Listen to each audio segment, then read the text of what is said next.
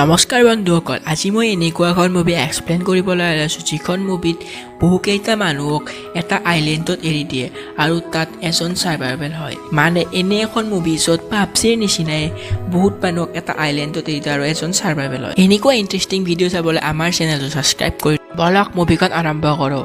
মুভিখনৰ আৰম্ভণি nation of পেননৰ পৰা হয় আৰু এই নেশ্যন অফ পেনন 12খন ডিষ্ট্ৰিক্টত বিভক্ত হৈ আছিল আৰু এই আটাইকেইখন ডিষ্ট্ৰিক্টকে কেপিটেল অফ ৰুলে শাসন কৰিছিল আৰু এই ডিষ্ট্ৰিক্ট কেইখনৰ মাজত প্ৰতি বছৰে এখন গেম অনুষ্ঠিত হয় আৰু প্ৰতিখন ডিষ্ট্ৰিক্টৰ পৰা প্ৰতি বছৰে 12ৰ পৰা 18 বছৰ বয়সৰ ল'ৰা ছোৱালীক এনুৱেল গেম হাংগাৰখনলৈ ফাইট কৰিবলৈ পঠোৱা হয়। মানে এই গেমখন অলপ পাবজি বা ফ্ৰী ফায়াৰৰ নিচিনাই হয় আৰু প্ৰতিযোগীসকলে তেতিয়ালৈ ফাইট কৰি থাকিব লাগিব যেতিয়ালৈ এজন প্ৰতিযোগী নাথাকে বা এজন ছাৰ্ভাইভেল বাচি নাযায়। আৰু তেতিয়াই আমাক দেখুওৱা হয় যে 12ৰ পৰা 18 বছৰৰ ল'ৰা ছোৱালীক ডিষ্ট্ৰিক্ট 12লৈ লৈ যোৱা হৈছে আৰু তাতে সেই গেমখনৰ কাৰণে প্ৰতিযোগী বাছনি কৰিব আৰু তাতে গেমখন খেলাৰ বাবে কেটনেছৰ ভনীয়েক ৰেন ৰজক চুজ কৰা হ'ল। কিন্তু ভনীয়েকক ছেভ কৰিবৰ কাৰণে কেটনেছে নিজেই গেম খেলিম বুলি কৈ দিলে।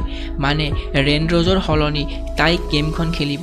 তেতিয়াই ডিষ্ট্ৰিক্ট 12ৰ পৰা কেটনেছ আৰু পিতাক চুজ কৰা হয় আৰু সিহঁতে মেণ্টৰ হিমেছ আৰু চেপ্ৰছফিৰ লগত কেপিটেলৰ কাৰণে ওলাই গ'ল। হিমেছ আছিল ডিষ্ট্ৰিক্ট 12ৰ একমাত্ৰ জীয়াই থকা উইনাৰজন আৰু হিমেছে কেটনেছ পিতাক স্পনচাৰ বনোৱাৰ উপদেশ দিয়ে কিয়নো স্পনচাৰবিলাকে সিহঁতক লাইফ ছেভিং গিফ্ট প্ৰদান কৰিব গেমত। আৰু স্পনচাৰসকলে প্ৰথমবাৰতে কেটনেছ আৰু পিতাৰ কাপোৰযোৰ বহুত বেছি আকৰ্ষণ কৰিলে কিয়নো সিহঁতৰ কাপোৰযোৰৰ পৰা জুই ওলাই আছিল। তেতিয়াই কেটনেছে ট্ৰেইনিঙৰ যোগেদি গম পায় যে ডিষ্ট্ৰিক্ট 1 আৰু 2ৰ ল'ৰাবোৰক সৰুৰে পৰা হাংগাৰ গেমৰ ট্ৰেইনিং দিয়া হৈছিল আৰু এইবোৰৰ কাৰণে সিহঁতৰ মাজত টাফ কম্পিটিশ্যন হ'ব। আৰু গেমখনৰ ফাৰ্ষ্ট ৰাউণ্ডত ইণ্ডিভিজুৱেল টেষ্ট হয় আৰু তাতে কেটনেছে মানুহবিলাকৰ ধ্যান তাৰ ফালে আনিবৰ কাৰণে এম বৰ্ডৰ ঠাইত তাই মানুহৰ বাবে এৰ'ডাল মাৰি দিয়ে, মানে কাৰডাল, আৰু তাৰ পৰা এটিটিউডেৰে ওলাই যায়। আৰু ৰিজাল্ট অহাৰ পিছত সকলোতকৈ বেছি স্ক'ৰ কেটনেছৰ আছিল। আৰু গেমখনৰ আগতে সকলো প্ৰতিযোগীৰ এটা টিভি শ্ব' হয় য'ত সিহঁতক চিজাৰৰ লগত ইণ্টাৰভিউ হয় আৰু সিহঁতে তাত স্পনচাৰসকলকো ইমপ্ৰেছ কৰিব পাৰিব। তাতে পিতাই কেটনেছৰ কাৰণে লাভ এক্সপ্ৰেছ কৰি দিয়ে আৰু ইণ্টাৰভিউৰ পাছত কেটনেছৰ বহু খং উঠি যায়। এতিয়া হিমেছে কয় যে এইবোৰ সকলো স্পনচাৰসকলৰ ধ্যান আনিবলৈ কৰা হৈছে। তাৰে পিছদিনা আমাক দেখুওৱা হয় যে প্ৰতিযোগীসকলক এৰিনেট পঠাই দিয়ে আৰু গেমখন ষ্টাৰ্ট হোৱাৰ লগে লগে ইজনে আনজনক মাৰিবলৈ আৰম্ভ কৰে আৰু ছাপ্লাইবোৰ একত্ৰিত কৰিবলৈ ধৰিলে। কেটনেছে সকলোৰে পৰা বাচি ছাপ্লাইৰ বেগটো উঠায় আৰু এডাল গছৰ ওপৰত উঠি সকলোৰে পৰা লুকাই যায়। তাতে তাই নিজকে এডাল ৰছী দি বান্ধি ৰাখে যাতে পৰি নাযায়। আৰু তেতিয়াই ব্ৰডকাষ্টত কেটনেছে চাই যে গেমখনৰ আধা মানুহ মৰি গৈছে আৰু তাই গোটেই ৰাতিটো তাতে থকাৰ পিছত নেক্সট ডে কেটনেছে আকৌ এডাল গছত লুকাই যায়। তাৰ পৰা তাই সকলোকে দেখা পায় আৰু তাতে বিটাও থাকে।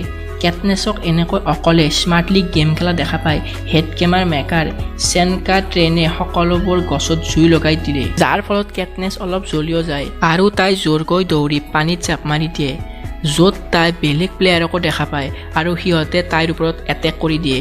কিন্তু কেটনেছে তাৰ পৰা বাচি যায়, আকৌ এডাল গছৰ ওপৰত উঠে আৰু সিহঁতৰ এজনে তাইৰ পিছা কৰিবলৈ ধৰিলে।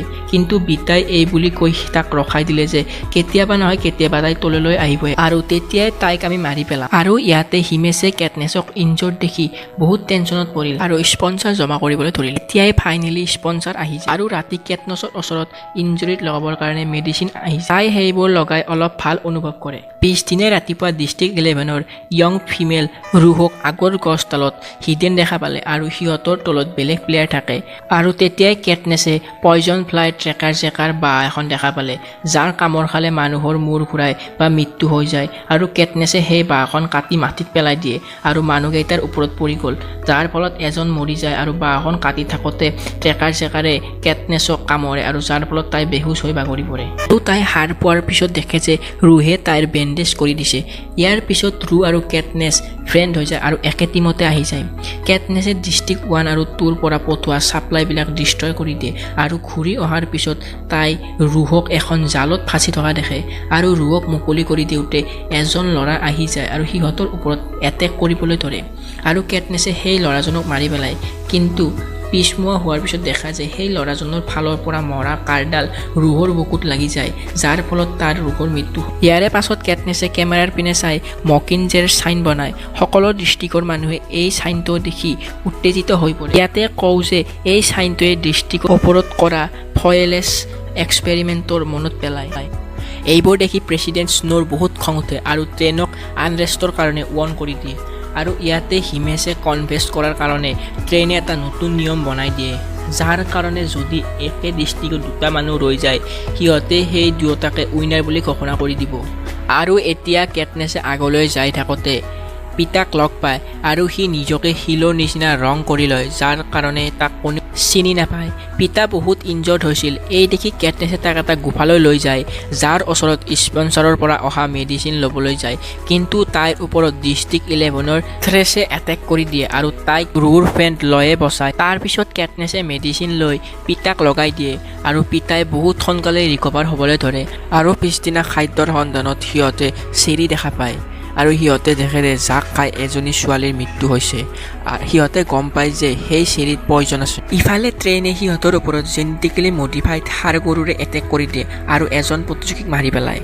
ইয়াৰে পিছত গোটেই গেমখনত মাত্ৰ 3টা প্ৰতিযোগীয়ে বাচি যায় যি পিতা কেটনেছ আৰু কেটো আছিল আৰু সিহঁতে গোটেইকেইটা ষাঁড় গৰুৰ পৰা পলাই এৰিনাত সোমায় আৰু ঔষধশীল এটাৰ ওপৰত উঠে য'ত কেটোৱে পিতাৰ ওপৰত এটেক কৰি দিয়ে কেটনেছে বহুত কষ্ট কৰি কেটোৰ ওপৰত এটেক কৰি দিয়ে আৰু পিতায়ে তাক হিট কৰি মাটিত পেলাই দিয়ে নেক্সট মৰ্নিং কেটনেছ আৰু পিতা এই খেলখন জিকি বহুত সুখী হৈছিল কিন্তু এই সুখ বেছি সময়ৰ কাৰণে নাছিল কিয়নো তেতিয়া ট্ৰেইনে ক'বলৈ ধৰে যে উইনাৰ কেৱল এজনে হ'ব আৰু সিহঁতৰ হাতত পয়জন চেৰি আহি যায় সিহঁতে নিজৰ জীৱন চেক্ৰিফাইচ কৰিবলৈ তৈয়াৰ হয় ইজনে সিজনৰ কাৰণে আৰু শেষত দুয়োজনে চেৰি খোৱাৰ সিদ্ধান্ত ল'লে তেতিয়া আকৌ সিহঁতৰ ট্ৰেইনৰ শব্দ আহিল আৰু সি ক'বলৈ ধৰিলে এয়া তোমাৰ লাভ টেষ্টে আছিল সিহঁতে এইটো ক্লিয়াৰ কৰি দিছে আৰু সিহঁত দুয়ো উইনাৰ এই বুলি কৈ তেওঁলোকক শুভেচ্ছা জনালে আৰু হাংগাৰ গেমৰ উইনাৰ কেটনেছ এভাৰডিন আৰু পিতা মলাকৰ আছিল হাংগাৰ গেমৰ ইতিহাসত এই প্ৰথমবাৰ হয় যে কোনোবা ছাৰ্ভাইভেল নহয় সি উইনাৰ হৈছে নে এই যে